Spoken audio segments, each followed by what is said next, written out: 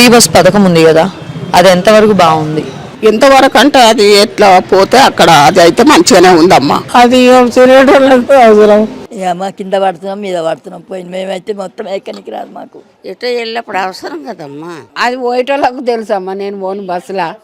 వాళ్ళకు ఫ్రీ అని పెట్టారు, మాకు జెంట్స్కి బాత్తురు కదమ్మా. పైసలు అయితే డబ్బులకి 20 పెట్టి బాస్తున్నారు కదా.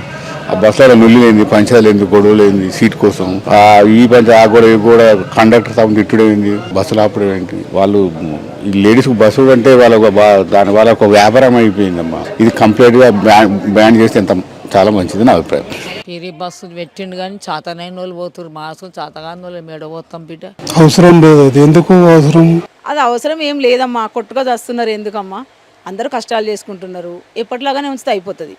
ఇప్పుడు ఏంటంటే చాట్ల తవుడు పోసి కుక్కలు కొట్లాడబెట్టించినట్టు అయిపోయింది. అది కరెక్ట్ కాదమ్మా.